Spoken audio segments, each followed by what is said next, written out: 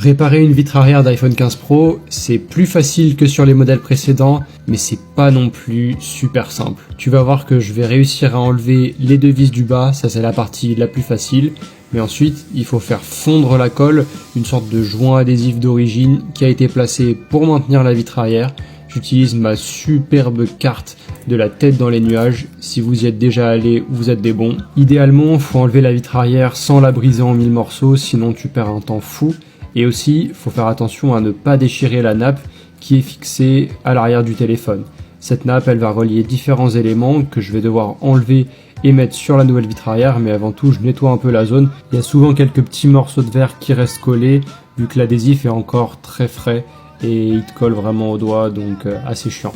Voilà l'ancienne vitre arrière. Le pistolet thermique qui monte à 200 degrés va m'aider à enlever en toute sécurité cette nappe qui se compose de 3 éléments.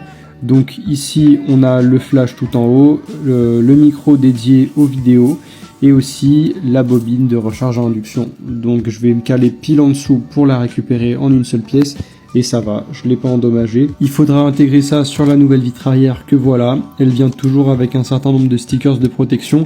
Il faut pas oublier d'enlever les 3 qui sont au niveau de la lentille, sinon dès que tu seras en mode caméra, tu verras soit du bleu, du vert, du rouge, enfin bref, des couleurs quoi. Petite partie où on recolle le tout, bon très gentiment, hein, ça se met sans trop de difficulté. T'as juste un cache à rajouter au niveau du flash et un peu de colle autour du micro. Y a plus qu'à reconnecter ça et mettre de la colle et c'est bon. Et si toi aussi t'as cassé ton iPhone, tu peux passer par nous. Allez, tchuss!